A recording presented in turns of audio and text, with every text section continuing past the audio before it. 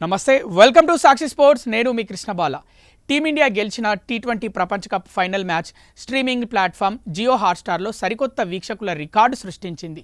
New Zealand చివరి wicket పడిన సమయంలో ఒకేసారి ఏకంగా 74,50,00,000 మంది ఈ మ్యాచ్ని వీక్షించి ఆల్ టైమ్ రికార్డ్ నెలకొల్పారు. నిన్న జరిగిన ఫైనల్లో న్యూజిలాండ్పై భారత్ 96 పరుగుల తేడాతో ఘన విజయం సాధించి మూడోసారి టైటిల్ని కైవసం చేసుకుంది.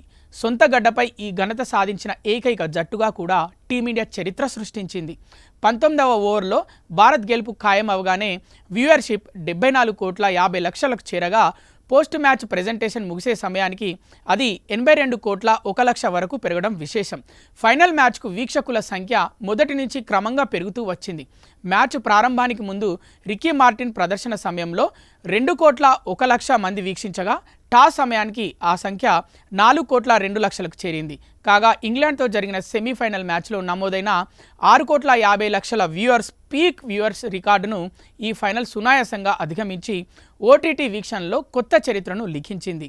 ఇది 2023లో భారత్ ఆస్ట్రేలియా మధ్య జరిగిన వన్డే ప్రపంచ కప్ ఫైనల్ 5,09,00,000 మంది రికార్డును అధిగమించడం గమనార్హం.